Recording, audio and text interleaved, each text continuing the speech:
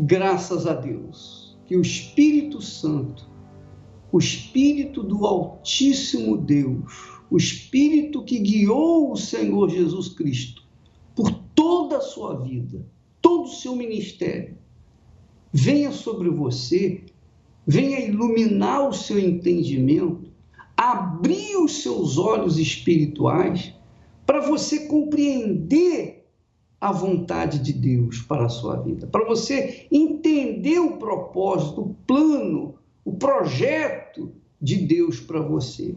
Eu quero que você comece entendendo esse versículo. Por favor, vamos ler esse versículo quando Deus fala: forjai espadas das vossas enxadas, forjai lanças das vossas foices. Diga ao fraco, eu sou forte. Como é que você que está me assistindo nesse momento entende, vê esse versículo? Como é que você pode compreender? Joel 3:10. Forjai espadas das vossas enxadas. O que quer dizer isso? Então, minha amiga, o Espírito Santo, obviamente, vai te dar direção para você entender isso. Quando Deus nos dá fé, quando Ele nos dá fé, Ele nos dá certeza, Ele nos dá uma convicção, Ele nos dá um poder. Mas o poder está dentro da nossa mente. Ele coloca na nossa mente uma convicção, uma certeza. Ele não coloca no coração, porque se colocar no coração, vai misturar com os sentimentos e vai anular a fé. Mas ele coloca na nossa cabeça, na nossa mente. Quando Deus coloca a fé dentro de nós, na nossa cabeça, ele nos dá aquela convicção, aquela certeza absoluta, ainda que todo mundo não acredite, mas você acredita e você vai em frente. Por quê? Porque aquela certeza obriga você, é a certeza, aquela convicção, é aquela intuição que obriga você a tomar atitude. Então, quando ele fala, forjai espadas das vossas enxadas, ele está dizendo assim, olha, o que você tem? Quais são, qual é o material que você apresenta? O que você tem? Aí você vai dizer, eu não tenho nada, eu não tenho dinheiro, eu não tenho emprego, eu estou doente, eu estou enfermo. Você pode dizer que está perdido completamente, mas você tem pelo menos uma enxada. A coisa mais simples que havia naquela altura, mas que era importante para a semeadura. Então, forjai da sua enxada uma espada. É isso que Deus está falando. Você tem que forjar do que você tem disponível aquilo que você quer. Começando do baixo, com pouca coisa. Veja bem, minha amiga, eu quero dar para você essa dica de como você tem que agir a sua fé. A fé vem do Espírito Santo. O Espírito Santo é o espírito da fé, é o espírito do altar. Então, a fé vem do altar, a fé vem de Deus. Quando ela vem para nós, ela vem para que nós venhamos exercitá-la, para que nós venhamos usá-la, manipulá-la. A fé vem para que a gente possa tomar atitude. Então, é verdade que quando a pessoa crê de todo o seu coração, com todas as suas forças, de toda a sua alma, ela se torna um gigante. Ela se agiganta dentro de si e é ela vai como um touro, né? Ela abaixa a cabeça e vai em frente. É assim que o touro vai. Por quê? Porque crê na sua força, crê no seu poder, crê no seu Deus. Ora, minha amiga, pensa comigo. Você acredita, você pensa que Deus é mágico, porque você ora, ele vai fazer acontecer? É claro que a oração é importante, você ora, sabe por que Deus manda a gente orar? Uma das razões é para a gente manter o contato com Ele, para que a gente mantenha a nossa comunicação com Ele. É um dos principais motivos da oração. Mas não adianta você orar, nem eu orar, quando eu tenho que tomar atitude, quando você tem que tomar atitude. Você viu no filme Nada a Perder que nós tivemos que tomar atitude, nós estávamos esperando uma oportunidade. Eu estava esperando oportunidade na minha antiga igreja. Eu estava esperando oportunidade pelos meus antigos pastores. Eu estava esperando uma oportunidade pelos novos pastores na nova igreja. Eu estava esperando uma oportunidade. Eu estava esperando alguém estender a mão e colocar nas minhas mãos a espada. Essa era a realidade. Eu estava esperando que alguém pegasse a espada e colocasse assim de graça nas minhas mãos. Não, não foi assim. O que eu fiz?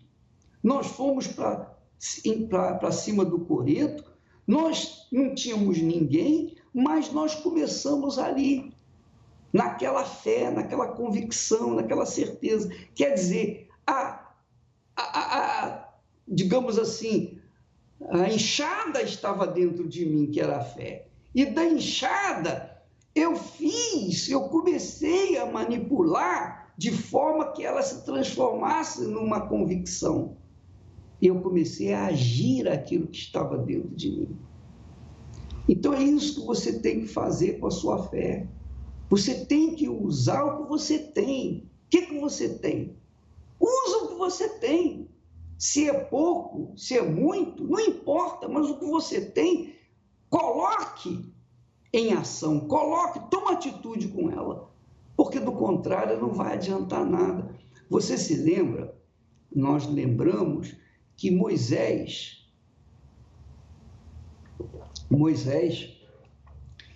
ele estava dirigindo, conduzindo Israel, o povo de Israel, pelo deserto.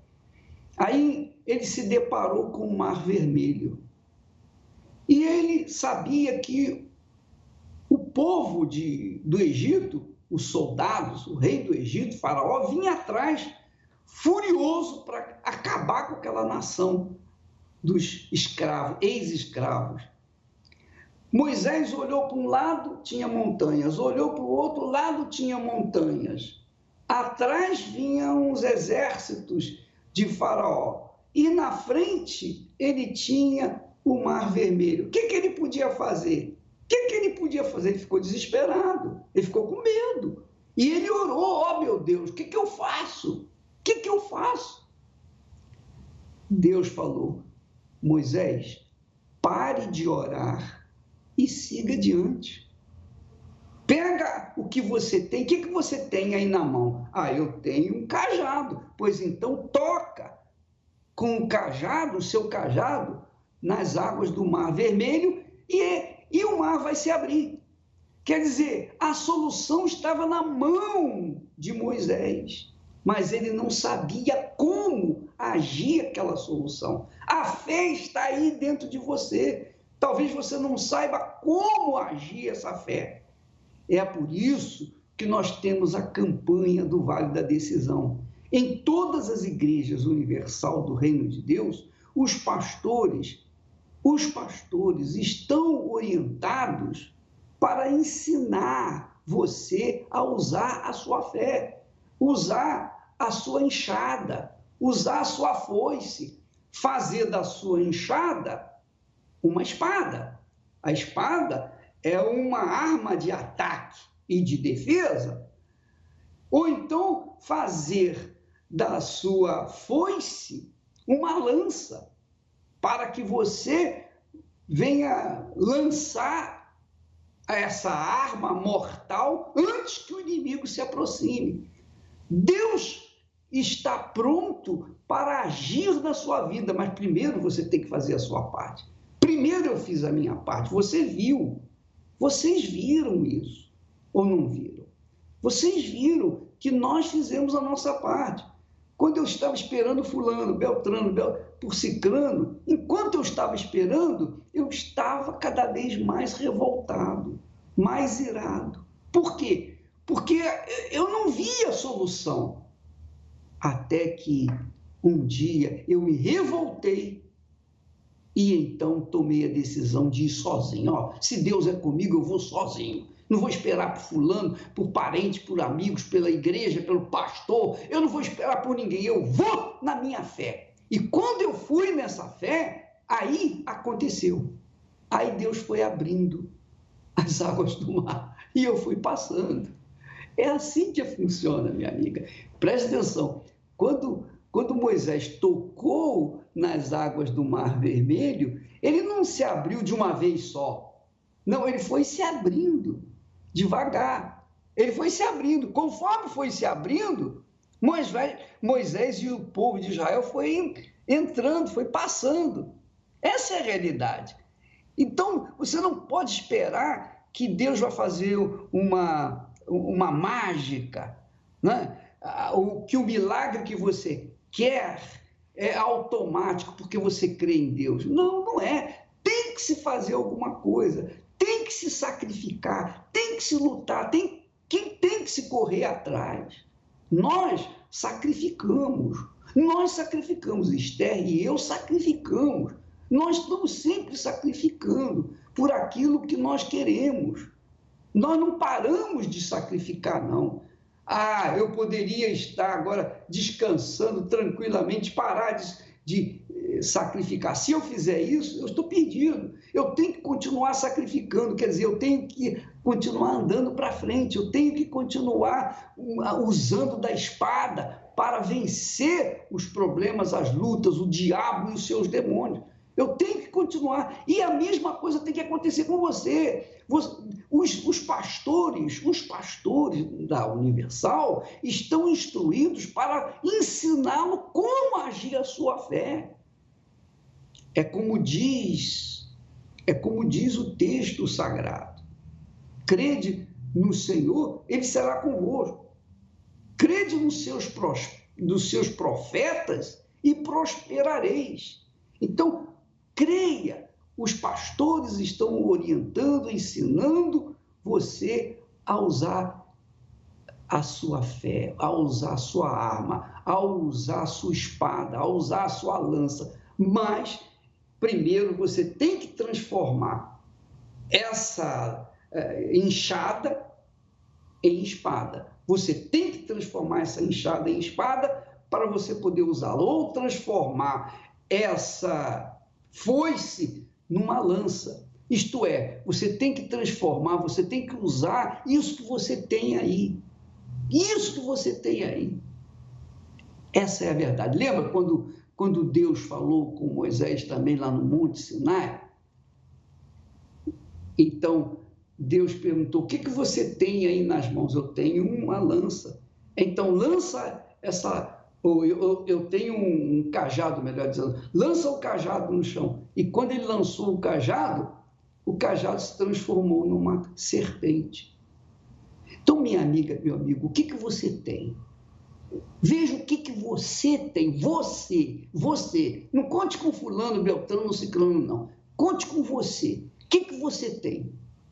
Então, coloque tudo que você é, tudo que você tem, tudo que você pretende ser ou ter, coloque no altar e você vai ver as grandezas de Deus. Porque eu vejo, eu penso, eu creio que Deus é grande, então as coisas dele são grandes. Se Deus é grande, coisas grandes têm que acontecer na nossa vida. É ou não é?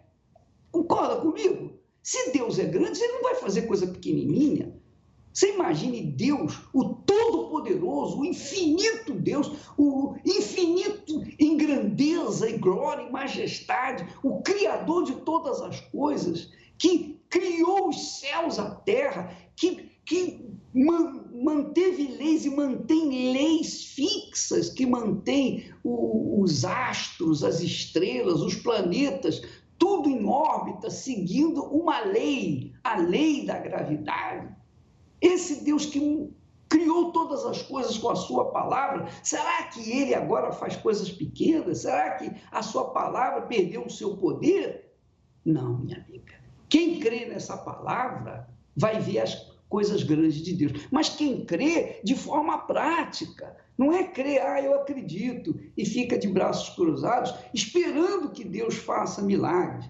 E às vezes esperando que os outros venham orar por eles. Não dá, minha amiga, não dá. Você me desculpa. Não adianta você chegar e ficar, bispo, ora por mim, ora fulano, ora por Beltrano. Você tem que fazer alguma coisa. Se você quer beneficiar o fulano, Beltrano, Cicrano, o seu marido, a sua esposa, se você quer um milagre na sua vida, você tem que fazer da sua enxada, a coisa mais simples que você tem que fazer uma espada e partir para frente, porque espada não é para você ficar admirando. Espada não é para ficar pendurada na parede. Espada é para você pegar, empunhar essa espada e ir contra o seu inimigo, que é o diabo e todos os seus demônios. Então, eu creio que quem quiser ver a grandeza de Deus neste mundo, quem quiser ver a grandeza de Deus na sua vida, primeiro tem que mostrar a grandeza da sua fé. Mostrar. Se você não mostrar a grandeza da sua fé para Deus, nada vai acontecer. Só vai acontecer coisas pequenininhas, miudinhas.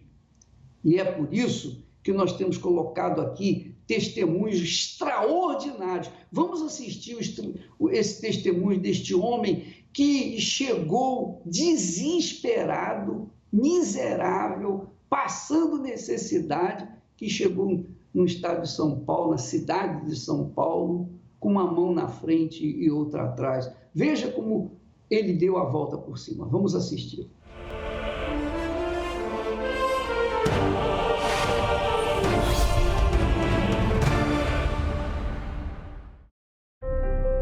A minha infância foi muito difícil. Mudei de Minas Gerais para Goiás com 2 anos de idade e tive uma infância com muita dificuldade. Meu nome é Vanderlei, sou empresário. Meus pais adquiriram uma pequena propriedade. A gente vivia do que a gente produzia. Comecei a trabalhar na roça, vamos dizer assim, com 6 anos de idade. E com muita dificuldade. Tudo que a gente fazia era para ajudar os nossos pais. Eu sou um dos mais velhos, sou o 4º, da geração de 9 irmãos. E tudo era muito difícil. E nesse período eu morei de favor numa casa. Então, assim, a gente era muito limitado. Morava junto, alimentava mal. Um exemplo, se tinha a comida hoje, por exemplo, é frango, sempre tirava os melhores pedaços para as pessoas mais importantes da casa, a gente ficava em segundo plano. Isso machucava muito. Tive uma experiência com 16 para 17 anos, trabalhei numa padaria. O trabalho que eu enfrentei como faxineiro, lavando copo numa choperia, trabalhava até 2, 3 horas da manhã, tinha hora para começar, não tinha hora para parar. Tive um relacionamento de 11 anos, fracassado também, foi uma decepção muito grande para mim, mas para chegar a realizar o sonho, eu via sem saída.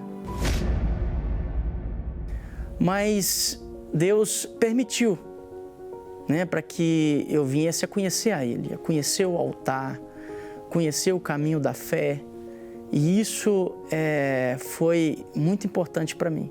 Quando houve a entrega total, que eu tive aquele encontro realmente com Deus, a minha vida espiritual, aí sim, aí eu entendi. Quanto maior a entrega, maior o resultado. Quando Deus falou comigo para mim abrir mão do meu trabalho e mergulhar 100% no altar, foi uma decisão muito importante, que foi aonde eu deixei de ser empregado e passei a ser patrão. O altar fez eu mudar meus pensamentos. Eu que era lavrador, fui garçom, vivia de gorjeta para ter o meu sustento. Eu conquistei a minha empresa, segmento supermercado. Eu comprei o primeiro imóvel, comprei o segundo imóvel, uma área de 1.000 metros quadrados, um investimento grande. Aos olhos humanos era assim, algo impossível, porque eu estava saindo de uma sociedade atual de menos de R$1 milhão, com 3 pessoas, para um investimento de quase 5 milhões. Muitos falavam para mim, não começa, mas a fé avivada, com aquela certeza que Deus era comigo, que ia dar certo, dentro de 1 ano e 3 meses nós inauguramos. Fizemos o supermercado melhor da cidade, hoje, no nosso segmento. Colocamos todas as instalações mais modernas que tem no país hoje, buscamos o que foi de melhor. Tudo que eu preciso para, em benefício da empresa, a gente tem 4 carros da empresa de entrega, um caminhão recentemente que a gente adquiriu agora no valor de R$350 mil, que era um sonho para fechar toda a estrutura da empresa, que necessitava de dar o suporte para a empresa. Hoje a gente tem uma equipe de mais de 70 funcionários na nossa responsabilidade. O altar me trouxe uma mulher de Deus de verdade. De garçom, não menosprezando, mas a ser um grande empresário reconhecido no segmento. O altar me trouxe uma vida espiritual completa. Hoje eu tenho um patrimônio avaliado em 5 milhões, tenho uma família abençoada, sou reconhecido na minha cidade, mas o mais importante é o espírito da fé que está dentro de mim. Esse é tudo, porque eu tenho certeza que se eu manter com esse espírito dentro de mim, eu vou muito mais longe. O espírito da fé é o Espírito Santo. De onde vem o Espírito Santo? De onde vem o espírito da fé? Do altar. Quando a pessoa coloca toda a sua vida no altar, ela recebe o espírito da fé, o Espírito Santo, que é o Espírito de Deus, que é o Espírito da criação. Pensa comigo, minha amiga, meu amigo. Eu errei quando eu falei que o Vanderlei tinha vindo lá do interior para São Paulo. Não, ele foi de Minas para Goiás e começou a trabalhar, usou o que ele tinha, as forças que ele tinha.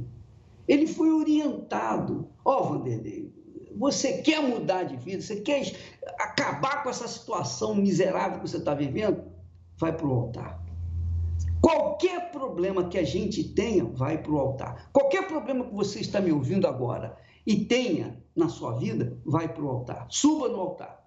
Você tem problema de saúde? Vai para o altar. O altar é o vale da decisão. O altar é o vale da decisão. No altar não existe indefinição. Ou é ou não é. Quem vai para o altar definido, determinado, para se entregar mesmo de todo o coração, volta abençoado, porque o Espírito de Deus vem sobre ele. Agora, é claro, há pessoas que vão para o altar para fazer uma tentativa. São como jogadores. Se der certo, amém. Se não der, fica para outra vez. Não, esse tipo não serve. Quem vai para o altar, quem sobe no altar, tem que ser determinado, tem que ser definido, tem que saber exatamente o que quer, tem que estar revoltado, tem que estar irado contra a miséria, contra a doença, a enfermidade, a vida mesquinha, miserável, de vida mal sentimentalmente falando, qualquer que seja o problema. Qualquer que seja o problema, o altar é o vale da decisão. É o vale onde as pessoas se definem com Deus. Elas se definem com Deus. Elas se entregam, elas se rendem, elas se despojam de si mesmas. Elas passam a viver na dependência de Deus. E aí, minha amiga, meu amigo, a grandeza de Deus passa a se revelar na vida delas. Você pensa comigo, só um pouquinho, usa só a cabeça. Eu não peço que você use o coração, não. Use só a cabeça. Presta atenção. Você acha que Deus se sente glorificado na sua miséria, na sua desgraça? Você acha, a Bíblia fala que Deus não é glorificado na vida dos que descem à sepultura. Quer dizer, quem desce à sepultura, que já morreu, não pode glorificar a Deus, pode? Não, não pode, é impossível. Mas quem sai da sepultura, que foi ressuscitado, então esse tem poder para ressuscitar, para glorificar a Deus. E Deus quer fazer exatamente isso. O Espírito Santo está buscando, caçando, procurando pessoas que verdadeiramente abracem essa fé. O Espírito de Deus está por aí buscando aqueles que são miseráveis. Aliás, a Bíblia fala, Paulo fala que Deus escolheu as coisas fracas do mundo para confundir os fortes. Que Deus escolheu aqueles que são rejeitados, recusados, que não são nada, para envergonhar aqueles que se acham, que pensam que são alguma coisa. Deus nos escolheu, e Deus escolheu você, minha amiga que está me ouvindo agora, meu caro amigo. Você que está mal, você está vivendo lá do avesso da vida, você está vivendo um inferno. Deus escolheu você para fazê-lo viver um mar de alegria, para viver no jardim do Éden. Ele quer usá-lo para trazê-lo para o jardim do Éden, para que você veja a grandeza da glória dele. E outras pessoas possam ver isso em você. Vamos assistir mais um testemunho, por favor. Eu quero assistir mais um testemunho. Aliás, é de um fake news. Porque o diabo usa a mídia, em geral, para mentir, para enganar, para distorcer as verdades, para que as pessoas se mantenham escravizadas. E olha só, quando essa pessoa ouviu, entendeu a palavra de Deus, olha só o que aconteceu. Vamos assistir.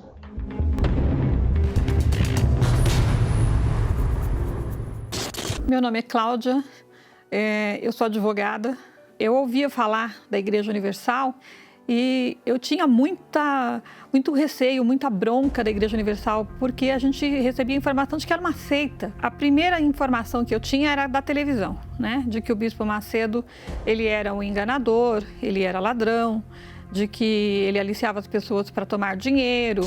A investigação estabeleceu que fiéis da Igreja Universal... Mas, ao mesmo tempo, fazer uma pergunta para mim, né? Como que ninguém faz nada? Quem tem poder? Nós, por exemplo, somos da área jurídica, eu nunca recebi uma consulta de pessoas reclamando da Igreja Universal, né? E os ministérios públicos, os pastores, por que não se unem para ir até uma representação criminal, para averiguação de estelionato, para iniciar alguma coisa fundamentada para impedir que ele continue com as práticas de estelionato, com as práticas de charlatanismo dele, né? Me questionava muitas vezes realmente por que não acontecia isso, qual era a força dele, no que ele era tão forte que, se ele era tão estelionatário, tão bandido como diziam, por que não conseguiam pegar ele? O que ele fazia que o Ministério Público, que a OAB, que os órgãos de proteção da justiça não iam atrás dele, não conseguiam levar a fim uma ação de estelionato? Quando eu conheci a igreja, eu tinha um casamento falido, literalmente falido. Eu fiz a minha petição de divórcio. Meu marido tinha perdido um negócio, um comércio que ele tinha, ficou com mais de 1,5 milhão de dívidas, com muitas ações trabalhistas, com muitos problemas de cobrança de banco, de fornecedor, um inferno, né? E nós tínhamos muitos problemas de relacionamento, nós brigávamos demais. Eu arremessava coisas nele, jogava as coisas nele, eu tinha zero de paciência com os problemas que nós estávamos enfrentando. E eu resolvi, inclusive, até sair da minha casa. Eu cheguei na igreja no momento que estava tudo perdido, eu não tinha mais nada para perder. Trabalha comigo uma pessoa que é membro da igreja há muitos anos, né? Ela trabalha na minha casa, é minha ajudante, muitas vezes a gente conversa. E o fim de semana que eu saí da minha casa, que eu resolvi ir embora, eu voltei na segunda-feira para pegar minhas coisas e ela estava na minha casa. E ela falou para mim, olha, eu conversei com a sua mãe e eu vi a gravidade que está a situação. Você já pediu o divórcio, o Cícero perdeu o comércio dele, está numa situação muito complicada, eu estou vendo os meninos desesperados, você perdeu o seu escritório, você não quer ir na igreja comigo? E eu falei para ela, mas vou fazer o que lá? Vai mudar o quê? Ela falou, ó, faz um teste, vai comigo. E eu fui numa sexta-feira com ela. E naquele dia eu ouvi a igreja, eu ouvi o pastor pregar de uma forma tão simples, tão verdadeira, porque eu falei, se ele realmente está enganando, eu vou bater Bíblia com Bíblia. Eu vou pegar minha Bíblia e vou simplesmente ler e ver o que ele está falando. Se ele está falando em contrário, a gente já racha a lenha lá mesmo, já vou discutir com ele, já não vai ser assim. E quando eu tive a experiência de ouvir o pastor pregando e ouvir aquela palavra tão verdadeira, entrou na minha alma, trouxe para mim uma força, trouxe para mim uma coragem que eu não tinha. Eu estava totalmente decepcionada com a vida, com tudo. Para mim não tinha nada mais de valor, eu só chorava, eu só tinha angústia, eu só tinha sofrimento. E após terminar aquela reunião, ela me levou até o altar. E eu conversei na época com o pastor e ele falou para mim, olha, eu compro a sua briga, vem nas reuniões. E eu fiquei muito surpresa com o evangelho que eu conheci, com a pureza do evangelho, com a verdadeira palavra, muitas vezes, que você não ouve. É tão simples que você fala, mas era disso que as pessoas estavam falando, descendo, né, todo tipo de comentário pejorativo, todo tipo de palavra negativa. Quando eu comecei a ir nas reuniões, eu comecei a ver que nada disso era verdadeiro, eu fiquei muito triste por ter, durante tanto tempo, acreditado em tudo aquilo, sem nunca ter me certificado de nenhuma informação dessa. Eu nunca parei de estudar, me formei com 22 anos, eu já era advogada. Eu passei no exame de ordem com 22 anos. Eu nunca deixei de trabalhar. Eu fiz pós-graduação na USP, na Universidade de São Paulo. Eu fiz mestrado em Direitos Fundamentais. Eu fiz especialização em Direito Civil, em Direito Tributário, em Direito do Trabalho. Mas toda a ferramenta de conhecimento jurídico que eu tinha não me tirava da situação em que eu me via muitas vezes. Eu andava em círculo, as coisas não fluíam, não andavam, processo que não desamarrava, a minha vida estava muito amarrada. Ao longo de toda a minha vida profissional, eu tenho segurança para falar que eu li mais de 1000 livros, né? Por tudo que eu estudei de várias áreas de especialização, de vários autores, mas o principal dos livros, o melhor dos livros, foi a Bíblia. Eu tive uma experiência profunda de conhecer Deus pela Bíblia. Com 2 meses que eu estava na igreja, eu já tinha um novo escritório. Hoje eu tenho um escritório especializado em direito previdenciário, direito de família, direito do trabalho. Eu tenho sócios nesse escritório, é um escritório grande. Hoje meu marido também tem a empresa dele recuperada. Muita coisa boa aconteceu no trabalho dele, na empresa dele. Meu casamento foi refeito, eu tenho um novo casamento. Meus filhos têm paz, meus filhos estão bem, graças ao Senhor, graças a Deus, tudo na minha vida foi transformado. Eu acredito que quem tem esse receio da igreja, esse temor, ele tem que vir pelo menos uma vez para ele ouvir e ver, ele constatar, ele bater as informações, sendo ele um especialista médico, um especialista advogado, um especialista engenheiro, qual for a área de formação dele, ele tem que vir para ele ver com os próprios olhos, porque muitas vezes ele está iludido com aquilo que ele ouviu dos outros. Ele nem tem certeza das informações porque ele está naquilo que ele ouviu dos outros. Muda muito quando você vem e vê. Tudo o que pensamos e imaginamos é o que iremos ser. O poder do realizar está no pensamento. É nele que alimentamos a força ou a fraqueza. Pensamentos de dúvidas, pessimistas, inseguros e incertos levam o ser humano à fraqueza, à derrota, à miséria e ao fracasso. Mas assim como o pensamento fraco leva à ruína, o pensamento de Deus leva à conquista, à vitória e à realização. Você precisa urgente decidir: dúvida ou certeza? Conquistar ou perder? Ser fraco ou ser forte? E a fogueira santa de Israel é o momento certo para decidir quem é você. Agora, em junho, o Templo de Salomão se tornará o Vale da Decisão. Um lugar único, onde bispos e pastores do mundo inteiro irão clamar pelos seus pedidos e decidir a mudança da história da sua vida. Fogueira Santa de Israel, no Vale da Decisão. O lugar onde a fé é provada.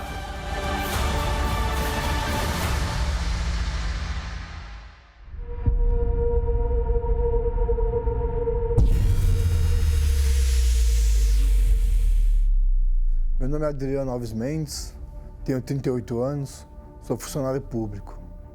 O meu sofrimento começou desde a minha infância. E assim, nós morávamos mal, morávamos num quarto, 3x3, 6 pessoas morando dentro. Então a nossa cama era um colchão que era forrado no chão. Na minha adolescência também teve momentos que nós somos em 4 irmãos, tinha 3 pares de chinelo. Quem acordasse primeiro usava, um sempre ficava descalço. Meu pai se prostituindo, tinha diversas mulheres, bebia, minha mãe bebia. Minha mãe bebia, era coisa de 3, 4 litros de vinho por dia, meu pai era 2, 3 litros de 51. Todos os dias que eu saía, eu tinha 1 ou 2 mulheres. Todos os dias. Me prostituía, ainda tinha minha esposa em casa, e aí a esposa ficava em casa. Eu tive amante, e aí eu conheci o vício.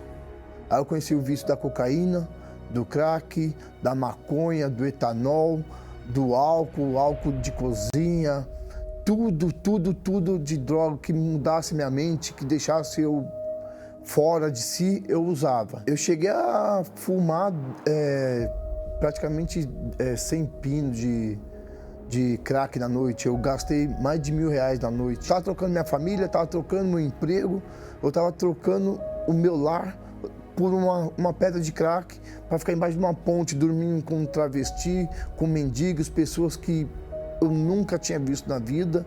E quanto mais a minha esposa lutava por mim, mais eu me afundava no vício. E eu vendo esse sofrimento da minha esposa, eu falei para ela, vou dar um jeito. E quando eu falei que ia dar um jeito, foi de janeiro a março de 2011. Foram 3 meses. Nesses 3 meses, foram os piores 3 meses da minha vida, porque onde eu tentei o suicídio por 4 vezes. Em uma delas eu comi 10 pinos de cocaína com meio litro de Maria Mole. Numa outra eu comi um pacote de veneno de rato. Numa terceira eu dei 13 facadas em mim mesmo. Numa quarta vez eu pulei numa forca onde o cordão de aço já estava entrando dentro da minha pele. Então eu queria morrer a todo custo, a todo custo. O meu pensamento era morrer. Eu dormia pensando como eu ia levantar dinheiro para comprar droga e para depois me matar. Foram, assim, 3 meses alucinantes, assim, porque a minha esposa vivia um filme de terror, porque cada dia era um capítulo diferente. Ela não sabia o que ela ia encontrar dentro de casa. Muitas vezes ela chegava em casa, eu estava com 50 gramas de cocaína na mesa, cheirando com 1 litro de álcool, bebendo. Então foi sofrimento, muito sofrimento. Eu naquela situação tinha famílias que vinham em direção na mesma calçada, me via naquela situação, a família até atravessava. Isso foi momentos assim que eu passei na madrugada, que eu falo, meu Deus, o que eu estou fazendo com a minha vida?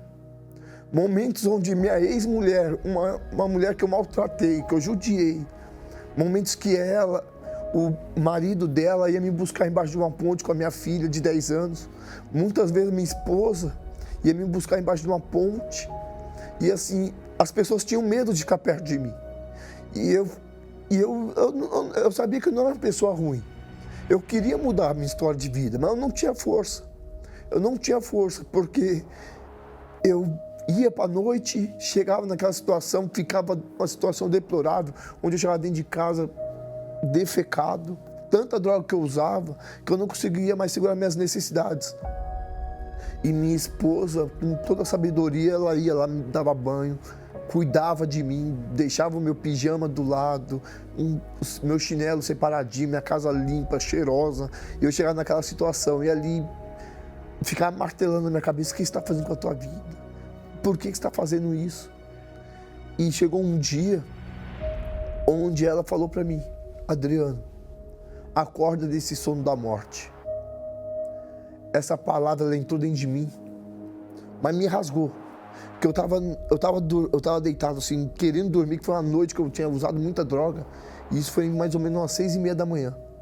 Ela falou: Adriano, acorda desse sono da morte. Eu levantei, do jeito que eu levantei, eu não quis saber mais de nada. Coloquei a roupa, não tomei banho, fui para a igreja sujo. Cheguei numa situação deplorável na igreja, fui muito bem recebido. E dali eu criei força, comecei a ir. Eu falei: meu Deus, ou o Senhor muda minha história de vida, ou o Senhor me mata. Porque eu não quero ficar nesse sofrimento. Porque eu via minha mãe sofrendo, via meu pai sofrendo, meus familiares, minha filha sofrendo. Nesse período, meu filho mais novo já tinha nascido. Hoje ele tem 6 anos, ele já tinha nascido, e eu com uma situação. Falei: não, eu não quero essa vida para o meu filho, eu não quero que ele veja um pai derrotado. E eu falei para Deus: meu Deus, ou o Senhor muda minha história de vida, ou o Senhor me mata. E quando o homem de Deus falou assim: ó, você que não quer mudar a sua história de vida, você está sofrendo, você está aí gemendo, sobe nesse altar. Sobe. Eu não entendi muito do que o pastor estava pregando, mas aquela voz falou: vai, e se lança. Dali eu peguei, subi, não sabia orar, mas eu fui sincero com Deus. Falei: meu Deus, tá aqui, ó, esse lixo de vida, tá aqui, ó, tá no teu altar, faz o que o Senhor tem que fazer. E ali eu me ajoelhei e clamei a Deus. Falei: meu Deus, eu estou aqui. E quando eu desci daquele altar, foi muito forte, porque eu subi um homem mole, eu subi um homem fraco, subi um homem deprimido, que só queria morrer, só queria a morte a todo custo. Dali eu desci um homem diferente. Dali eu não sei o que aconteceu dentro de mim, que foi uma força que eu falei: agora eu vou vencer. E parti para cima, e ali comecei a buscar. Eu decidi, eu falei: é tudo ou nada. Lancei minha vida no altar. Eu sabia que o perdão de Deus já tinha obtido naquele momento. Teve um domingo, na busca do Espírito Santo, domingo de manhã, eu já estava caminhando na fé. Eu falei: meu Deus, eu não posso ser mais um. O Senhor não me resgatou lá atrás para ser mais um dentro da igreja. Foi em junho de 2012. Naquele dia eu busquei, eu estava cansado, corpo físico cansado. E eu busquei, clamei, e ali o Espírito Santo veio. E quando ele veio, foi aquela alegria, foi um gozo na alma. Eu não sabia se eu abraçava minha esposa, eu não sabia se eu abraçava um pastor, eu não sabia se eu saía abraçando os obreiros que estavam em volta, porque muitos obreiros acompanhou a minha história. Eu só sabia que eu queria falar de Jesus. E dali eu comecei a evangelizar, comecei a falar de Jesus.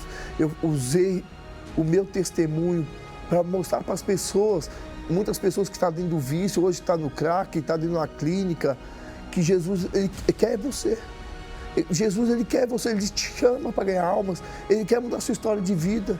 Ele quer, porque ele me aceitou. Eu todo falho, não sabia falar, não sabia me expressar. Eu era um ignorante na fé, mas mesmo assim ele me aceitou. Ele me aceitou com todos os meus defeitos, gaguejando, falando mal. E a cada dia ele vem restaurando tudo. Restaurou meu casamento, restaurou a minha vida financeira, restaurou o meu lar, restaurou tudo. Hoje eu sou um homem completamente feliz. Onde eu queria morrer, hoje eu só quero dar vida. Hoje eu quero viver, porque hoje eu vivo somente para fazer a vontade do meu Deus. O Espírito Santo é o primeiro na minha vida. Antes do meu casamento, primeiramente é o Espírito Santo, depois a minha esposa, depois minha família. O Espírito Santo é o primeiro. Toda vez que eu subo no altar, toda vez que eu falo do que Ele fez na minha vida, eu sei que está alcançando muitas pessoas que estão passando pela mesma situação que eu passei. E eu falo para essas pessoas: o altar, ele vai mudar a sua vida. O altar, ele transforma, da água para o vinho. Pois é, minha amiga, meu amigo. Quando a gente insiste para a pessoa sacrificar a sua vida no altar, colocá-la no altar, é justamente para isso, para receber o espírito do altar, que é o Espírito de Deus, que é o Espírito da fé. Quando você receber o Espírito da fé, você vai se agigantar, nada vai ser impossível para você. Você vai pegar uma enxada e vai fazer uma espada. Você vai pegar apenas uma foice e vai fazer dessa foice uma lança. Você vai transformar as coisas que o Espírito Santo vai te dar direção. E é isso que nós queremos. Uma vez você recebendo o Espírito Santo, aí já era para o inferno, já era para o diabo, já era para a miséria, para a desgraça, para a vida infortúnia, a vida de doença, de enfermidade, já era para esse mundo. Você torna-se um vencedor. Graças a Deus. Eu sei que nós precisamos orar, eu sei que a gente tem que orar, porque a oração é a comunicação contigo, é o link com o Senhor. E quando nós deixamos de orar, nós enfraquecemos, porque deixamos de contactar contigo. Porém, eu sei, meu Pai, que há tempo de orar, há tempo de meditar na Tua palavra, há tempo de ler a Tua palavra, há tempo para tudo, mas há o tempo, meu Senhor, que nem o Senhor, nem ninguém pode fazer por nós. É o tempo de agir. Agir a fé que o Senhor tem colocado dentro de nós. Essa é a realidade. E o problema é que as pessoas indolentes, preguiçosas, gostam, não tem nem coragem, nem ânimo para orar, senão ficar pedindo oração. Ó, meu Pai, rasga a mente delas para que elas venham compreender que elas têm que usar a própria fé. Porque quando o Senhor manda tomar a enxada e fazer da enxada uma espada, isso leva tempo. Isso custa hora de trabalho, isso custa suor. Mas também tem uma coisa, depois que a espada está pronta, então a pessoa tem condições de lutar contra todo o mal. Oh, meu Deus, abre o entendimento dessa pessoa, porque a gente recebe a instrução tua, né? A gente recebe a orientação tua na tua palavra, a gente recebe a fé que vem da tua palavra, do teu espírito. Agora, se a gente não toma atitude, o que adianta então a nossa fé? O que adianta crer em ti? O que adianta crer na Bíblia? O que adianta ficar esperando e orando e continuar uma vida insossa, miserável, infeliz?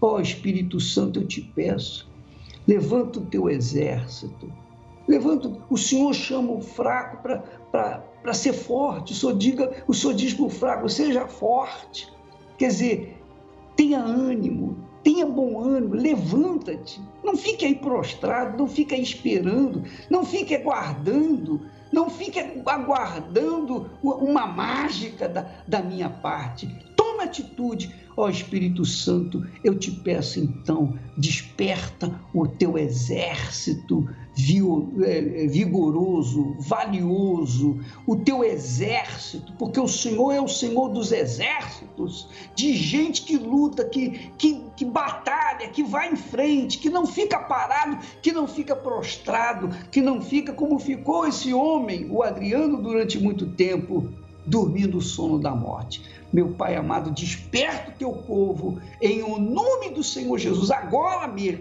nesse instante, eu te peço, eu só peço isso, que o Senhor venha despertar esse povo que está nos ouvindo, que está orando conosco, que está concordando conosco, que está disposto a mudar a vida através da fé que o Senhor lhes tem dado. Em nome do Senhor Jesus eu te peço e te agradeço. E os que creem, digam amém e vamos partir para frente em nome do Senhor Jesus. Graças a Deus. Vamos beber água. Minha amiga, meu amigo, não adianta a gente querer, deixa eu ser honesto, franco com você, sincero, não adianta a gente querer ficar, ó Deus, Senhor, tem misericórdia de mim, me ajude, ó Senhor.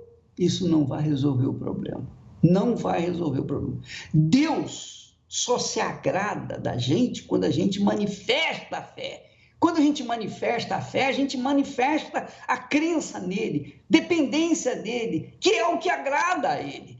Então, não adianta você ficar aí orando comigo, esperando que o milagre aconteça, que caia de paraquedas na sua casa, que não vai cair mesmo, não vai cair na sua vida mesmo. Enquanto você não tomar atitude, enquanto você não se levantar, Deus não nos deu pernas para a gente ficar de papo para o ar, de pernas para o ar. Deus não nos deu mãos para a gente ficar de braço cruzado. Deus nos deu a fé para que nós possamos usá-la e tomar posse daquilo, das suas riquezas que nós temos direito. Então, nós não podemos ficar orando e ficar de braços cruzados esperando que as coisas aconteçam. Não, tem que acontecer, você tem que fazer, você tem que contribuir, você tem que fazer por onde para Deus mudar a sua situação, mudar essa situação. Então, é uma parceria, é uma aliança entre você e Deus e você, é assim que funciona. E eu posso falar isso para você, eu tenho autoridade para falar isso para você, para ensinar isso para você, porque eu vivenciei isso. Enquanto eu esperei pelos outros, eu fiquei expondo o dedo. Depois que eu tomei uma atitude, aí já era. Então você passa a confiar e depender exclusivamente no Todo-Poderoso. E aí as coisas acontecem. Nós vamos ficando por aqui. Amanhã estaremos de volta nesse horário e nesta emissora. Que Deus abençoe a todos, em nome do Senhor Jesus. Amém.